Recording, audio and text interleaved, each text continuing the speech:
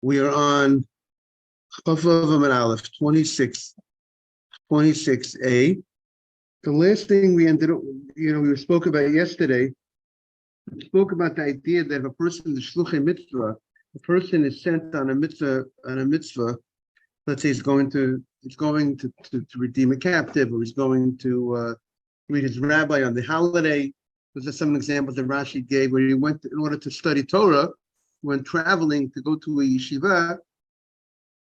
So we say during the travels, he's exempt from the mitzvah of Sukkah. Sukkah. He doesn't have to, hold back his travels. He has to find the Sukkah. He's traveling. He's exempt from the mitzvah of Sukkah. And Rashi explains they're exempt even when they're not traveling. That means if, let's say, it's a 3-day trip, so now they have to stay overnight. And they're sleeping overnight somewhere. They have no obligation. Why are they not obligated from doing sukkah at night?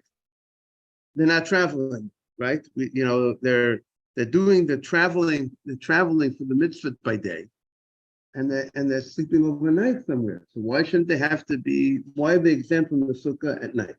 That's the question. Yesterday we mentioned that there's an idea that they're still involved in their trip, but the Rashi doesn't seem to say that that's sufficient to exempt them at night. Rashi says because they're still involved. One, good to see you. They're still involved at night. They're involved with thinking about their mitzvah. It's still on their mind. They're still thinking how they could go ahead and do the mitzvah, what's involved in the mitzvah that they're doing.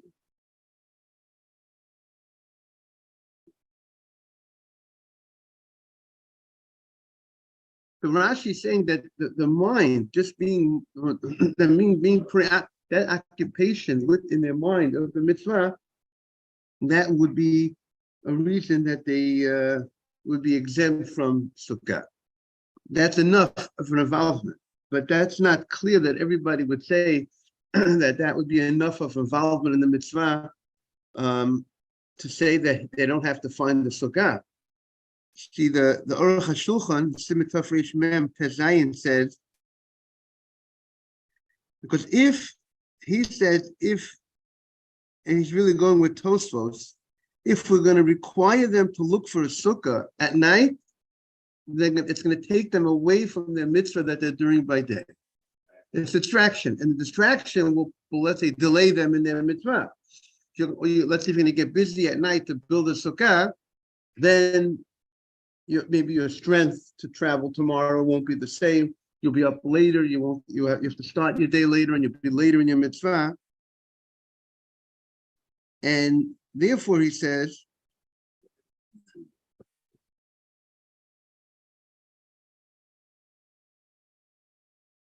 because we have a rule called if you're osek the mitzvah, you're engaged in a mitzvah, you're technically exempt from another mitzvah. So that nothing to do with sukkah. You involve your rabbi on the holiday, and that mitzvah trumps that engagement of that mitzvah, exempts you from being from this other mitzvah. If you're able to find the sukkah at night without any difficulty, then you would have to go ahead and sit in the sukkah at night.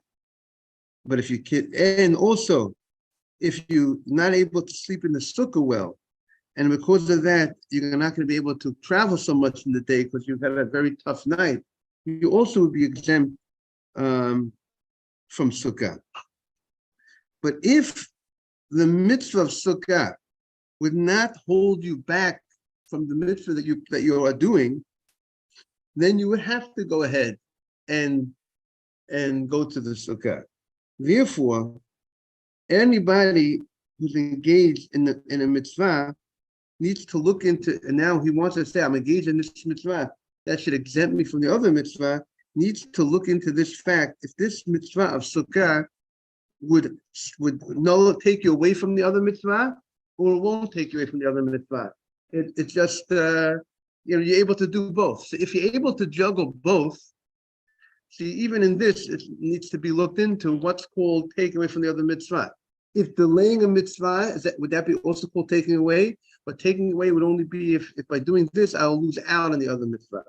But for sure, so what the Aruch HaShulchan is saying, if you're going to use the allowance that you're engaged in this mitzvah, and it should exempt you from the other mitzvah, you have to know if you could juggle both. If you could easily juggle both. What's clear, the given is if you can easily do both, it's no real sweat off your back to do the other mitzvah. It's not going to take you away from the other mitzvah, meaning you travel by day. Yes, you're going for the point of a mitzvah.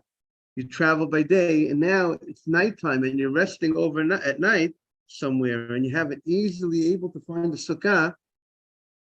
That for sure, the Aruch HaShulchan is saying, and you should go ahead and find the sukkah.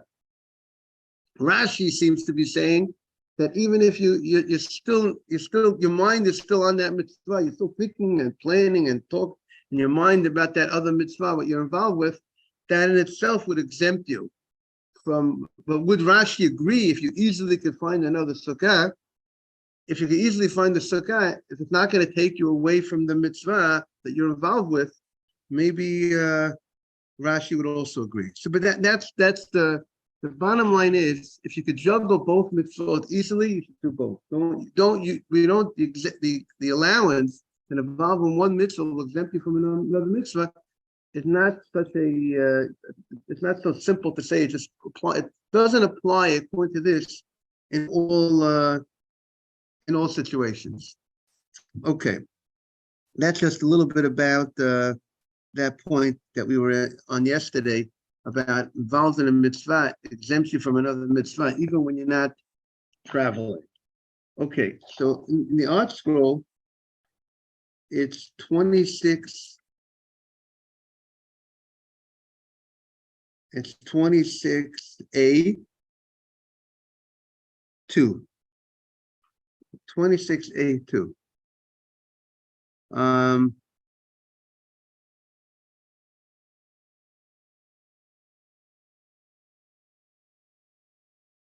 It says like this. The Gemara says, Tana Rabbana, Shomer here, on the first column. Shomer here b'yom. Those people who are guarding the city during the daytime. So these people, they're guarding the city from now. These people are patum and sukkah b'yom. These, let's say you're protecting the city. You don't want any bandits coming in, and they got to go around the city. You need to travel around the city to go ahead and watch the city. You know, you're on guard. You station here, you station here. You move around throughout the night.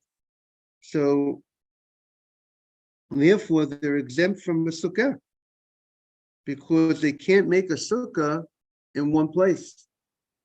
You can't make a sukkah in one place because you're not stationary in one place. You're going all around town. So therefore they are patum and a sukkah b'yom. They're exempt from a sukkah by day, and v'chayavim b'layla, and at night they're obligated to go in the sukkah. Now, why are they obligated in the sukkah at night? Because the rest of the year, what do they do by night? They watch the city by day, and you work by day. You're a watchman by day. You're a security officer by day. At night, you go back home, and you go to sleep at home. And the new officer comes at night. So for you, your house, you stay in your house at night.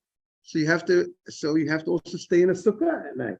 The sukkah is supposed to be your house. That's what the sukkah is supposed to be. And therefore, you need to go ahead and set up a sukkah at night because you're not watching the city at night. You're only a guard during the day. Chayov and Balayla. Shomri ha'ir Balayla, the people that watch the city during the night, so they don't have to put up a sukkah by night because they're on the move throughout the night. Peturin min sukkah b'layla. They're exempt from the sukkah at night, but they need to put up a sukkah by day. Because again, where do the night watchmen, where do they go? Where do they spend the day? They go back home. So your home, you same way you set up a home to stay during the daytime. So on Sukkot, your house has to be a sukkah. So therefore, the night watchman, guy's a night watchman, he has to go ahead by day and set up a sukkah for the day. But if you show me ben hayom or ben halayla, well, let's say you work 24 hours. That this is where you're on call 24 hours watching the city. You don't have a set place to stay. You don't have a set home because during this time period you're always on the move, watching the city. So then you are paturim ben sukkah ben b'yom ben b'layla. If you watch the city by day and by night, you're exempt from the sukkah by day and by night. We don't tell you to set up a house when you don't have a place and a specific place to stay because you're always walking around, moving around the city. Shomrei ganos u'pardesim. If you're watching the gardens, the orchards, peturin min ben b'yom ben b'layla. Because when you watch the gardens and orchards, I presume you're watching them from animals that they shouldn't go ahead and ruin the fields, take from the fields. Maybe you're watching from thieves. You're exempt. Rashi seems to say that you stay there all the time. You stay by the gardens all the time. It's a 24-hour job. You are exempt from watching. You're exempt from setting up a sukkah. So the Gemara says the following question. Okay, the guy who watches the gardens, you're not watching the city. You're watching the gardens. So if you're watching the gardens, so the gardens are right here. So why don't you set up a sukkah right next to the garden? If you're a watchman on the city, so you have to go all around the city. So I understand when you're watchman on the city and you're traveling all around the city, you don't have a place. You don't have a set place. You don't have a set place of lodging. And therefore, you could be exempt from the mitzvah of sukkah. But when you are guarding a garden, when you're guarding a orchard, so the Gemara says, "V'lev the sukkah hatam." Why don't we require the person to make a sukkah because that's his place. His place, he's situated. He has a station by the garden. So let him make the sukkah by the garden, and let them sit in the sukkah by the garden and watch the garden.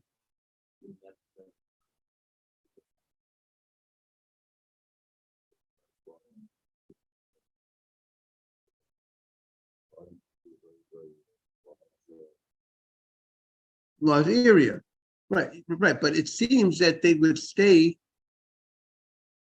in one place, meaning they'll have one place, let's say near the center of the garden or whatever. There's this place that people would stay. When you're watching the garden, you have your booth, so to speak. So the same way you have your booth, so you should create your sukkah booth instead of a security booth. And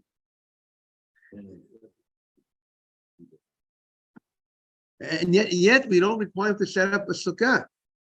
And now let's say you need to watch the garden, but you could do both at the same time.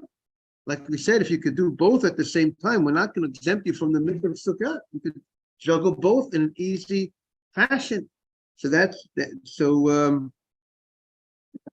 in such a case, that's the Gemara's question. What are the besides sukkah? Right.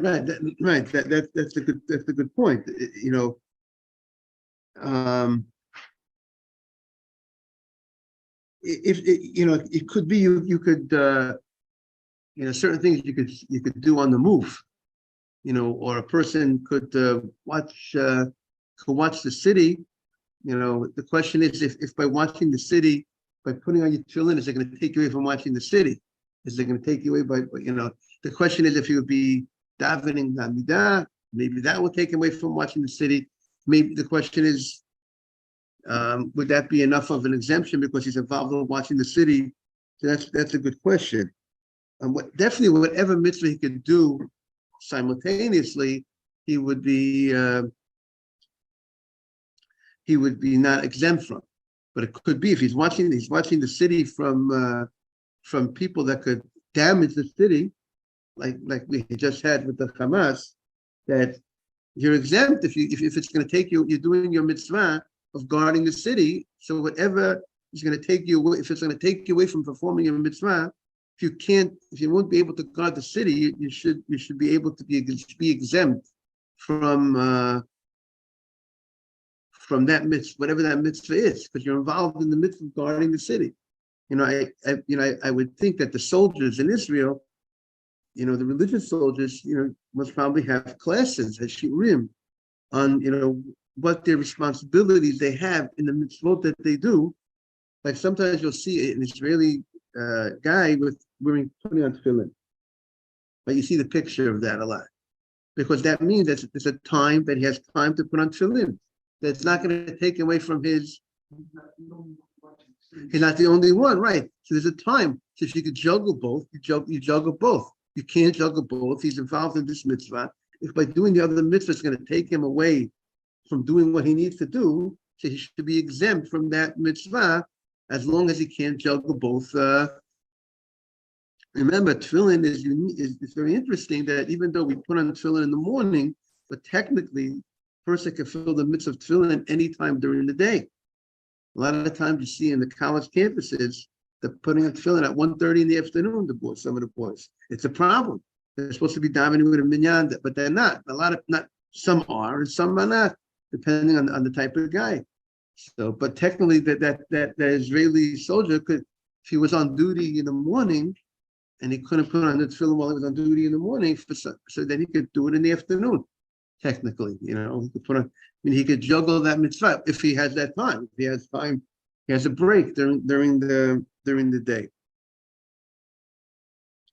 There was an interesting question posed to Moshe Feinstein back in Russia, when a person, if he would get up in the morning very early and it was still dark, like now, it's dark very late, and it's still maybe 5 o'clock in the morning, 5 o'clock, it's still dark, it's still night. It's not dawn yet, and he has to go to work, and he wouldn't be able to put on his tefillin during the day. Is he allowed to put on his tefillin at 5 o'clock while in the morning while it's still not night? That was a question that was posed to Moshe Feinstein. And what I recall, his answer was yes, because really we hold that night and day is really the time of tefillin. We don't put on tefillin at night. Is a rabbinic reason why we don't put on tefillin at night. We're afraid we'll fall asleep with the tefillin and we'll be disrespectful to the tefillin, might admit gazes when he's sleeping. But since the guy went to sleep, that concern doesn't apply. That you might fall asleep. If you went to sleep, you got up, you already took your night of sleep. Now it's 5 o'clock in the morning.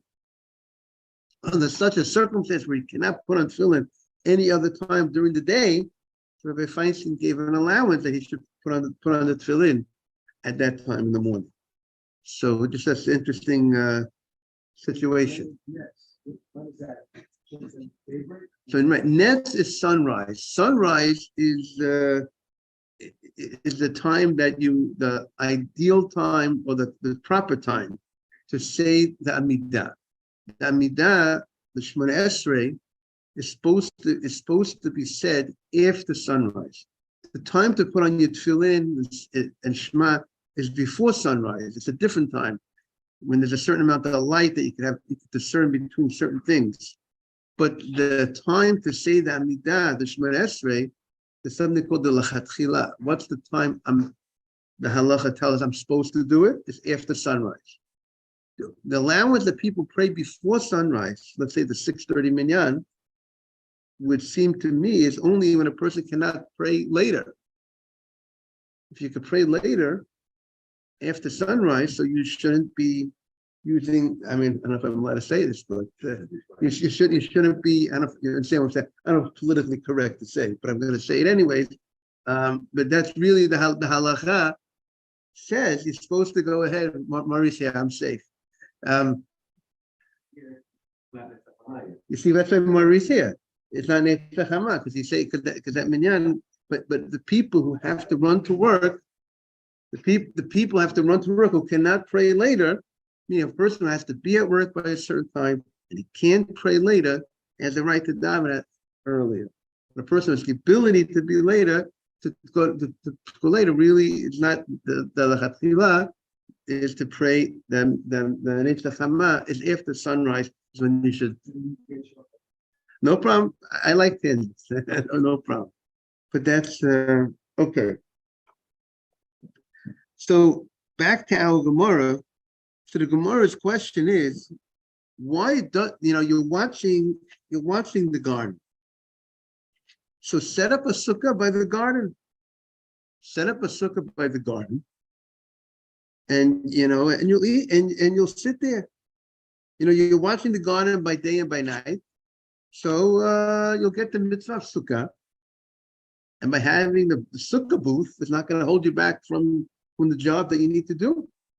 So do both, like we were saying by the Israeli soldiers, if they're able to put on tefillin, they're not exempt from putting on tefillin because they're because they if it's easy for them to put on, it's not going to take them away from what they need to do, right?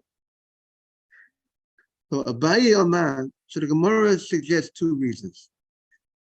Abaye Omar, because it says, Teishvu ke'in taduro. We have a very famous drasha in the Gemara.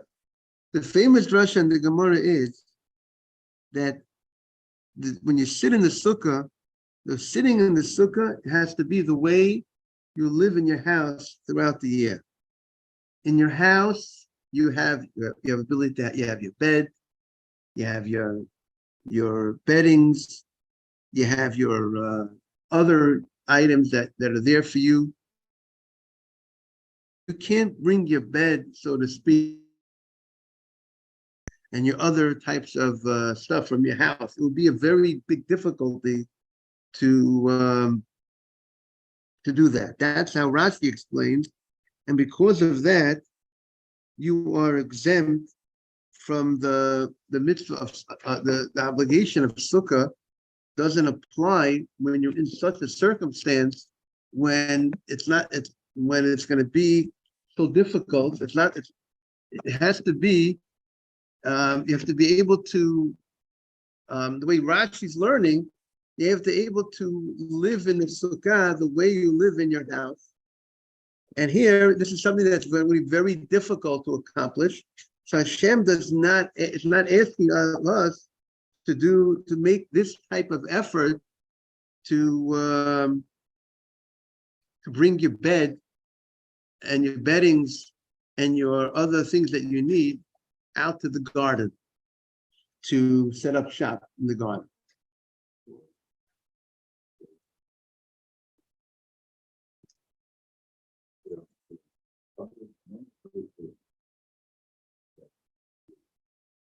Make it very complicated. Right. That right. If it's this, according to Rashi's explanation, there are other commentaries that offer a different explanation in the meaning of this Gemara. But Rashi's understanding is that the Torah requires us to leave our house and to live in the sukkah with the things that we have during the year, with the beddings, with the bed and all that. And this is not practical for you to bring your bread here. It can't be, this is not that the Torah is going to ask you of this. I want you to live in the sukkah the way you live in the house. But this is so difficult for you to bring it. Are you going to bring your stuff from your house to the garden to carry all that stuff to over there? So therefore, the practical application in such a case, the Torah is not asking you while you are guarding that garden to have to sit in a sukkah. You come back home, you have to be in a sukkah. You come back to normal habitation, or normal. You're in a place where people live. But that's not a place that the Torah is going to mandate and require for you to bring to set up a sukkah.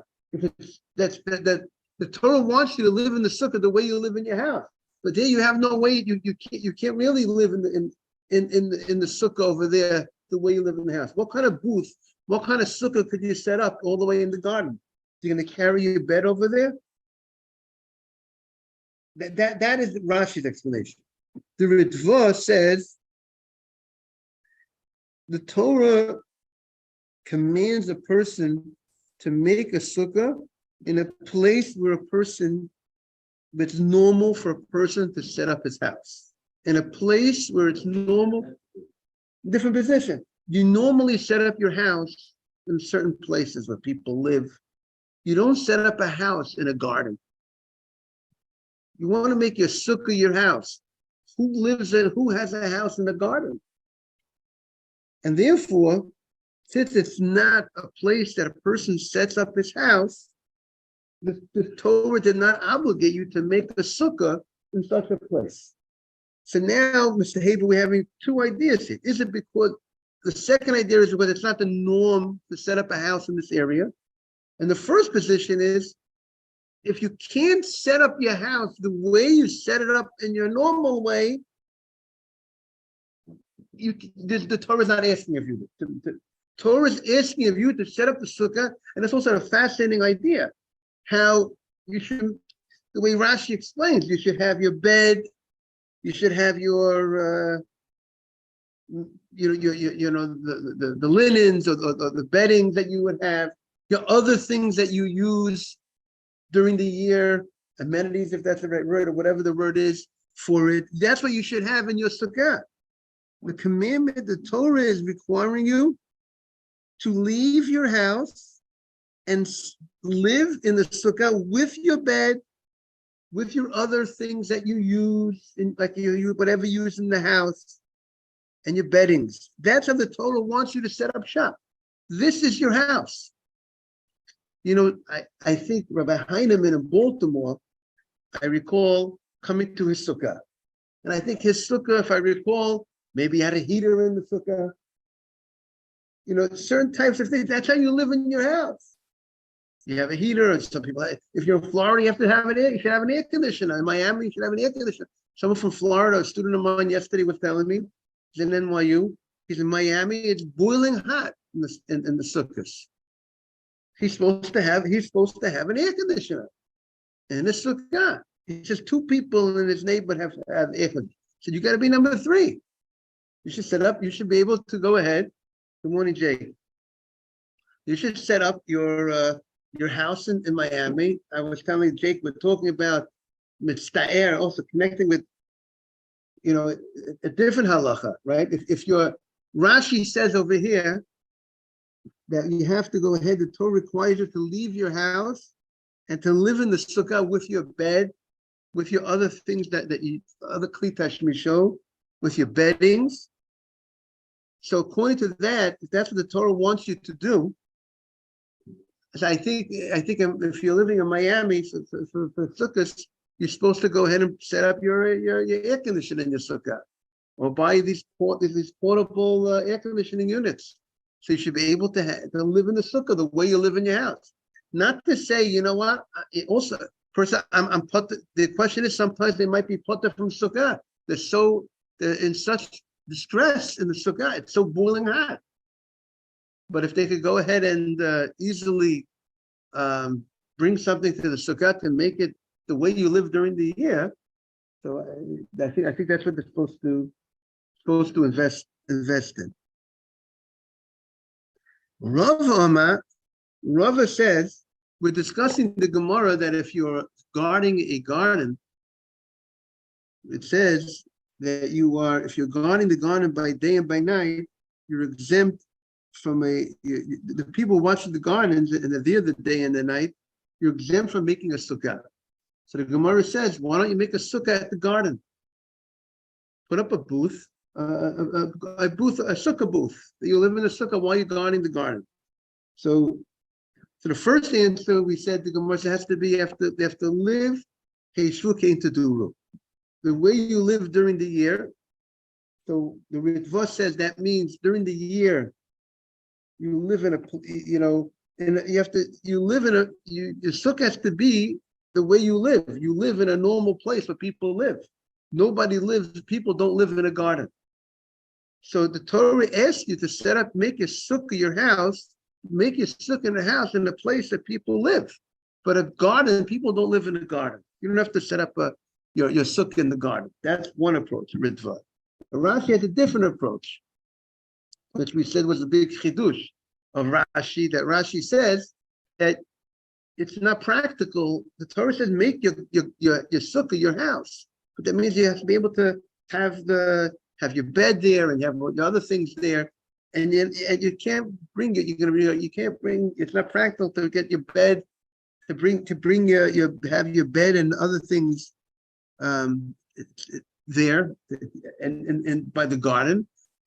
It's a big difficulty, big tircha, which is interesting. That's how it was requiring. That's Rashi. Comes the Gemara, says a different answer. Rava Amar.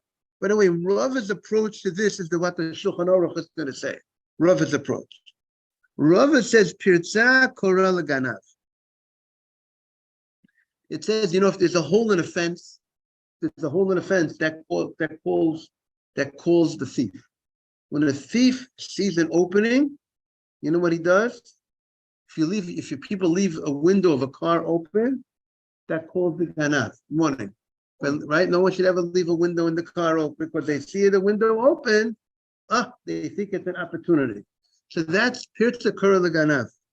Maybe if I want to get a little B'derech Hadrash, the Ganav is also the Yetzer Hara, right? You want to say that. So when you make a go ahead and you have a little Pirza, when you get weak, when you create an opening that calls him to come to try to get you, to take things from you. So Rashi says, if the Ganav sees that you are staying in the sukkah at night, so he will go ahead and go to a different side of the garden to steal from. So if you have this type of, the only thing is, what is he living in? It seems that that having a sukkah he sees you're stationary in one place. Good morning, and he's going to say, "Okay, you're here. I'm going to go steal from a different spot." So therefore, we don't ask it. We tell him, meaning because the guy sees that this makes you very stationary. Good morning, because if you're going to a person, when you have a sukkah, you stay in the sukkah. This is this place that you stay. You sleep in the sukkah. So the thief does not think you're going to be moving around enough. And since you're not going to be moving around enough, he's going to take advantage of the opportunity to go ahead and take some stuff from the other side that you're not near. So the Gemara says, what's the difference between the two reasons? The Gemara says,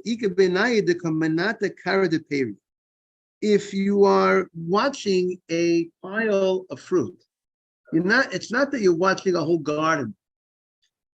So therefore, you could go ahead and watch it while you're in the sukkah. So when you have this thing that's right in front of you, it's not over a large area. So therefore, there's no Pirza Korah Ganav. Morning. There's no Pirza Korah Ganav. There's no opening that's calling the thief because you're on top of the situation. It's not that you're watching this whole big garden and you're watching a pile of fruit that's in front of you. So you can set up the sukkah right and he's not going to come there because he knows you're right on top of the situation. But according to the reason that says that the Torah does not obligate you to bring you, to live in a place that to set up a sukkah in a place that people generally don't live, so they don't live there. So therefore, you will not. It's not a place that people. Therefore, you will not be obligated to go ahead and set up a sukkah over there. But the halacha followed the opinion of Rava. Halacha follows the opinion of Rava, and that's what it says in the Shulchan Aruch. It says in the Shulchan Aruch the following. It says the people who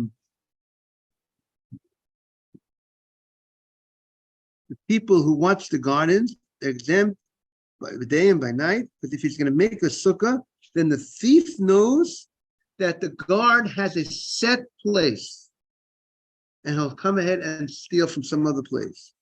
Therefore, if he's watching a pile of grain, that he can watch it all from one place, then he's obligated to make a sukkah in the place that he's wanting, that he's watching. And we don't say, you know what, it's difficult to bring your bed there. We don't say it's difficult to bring your beddings. We don't say that allowance mistake. We don't say that, you know what, it's not normal that a person will go ahead and it's not common that a person lives by a garden. This is not common that a person lives in one of Mr. Feldman. This is not common person by a garden. You can say he doesn't have to set up a sukkah by there. No. So here's the halacha, it would come out, even in an area where it's not the common place that people would live, but if you're staying over in that area, you would have to go ahead and set up a sukkah, even though it's not, if you have this, you're living by a garden, you're a watchman, you have to set up the sukkah over there. I want to wish everyone a beautiful day. Thank you very much.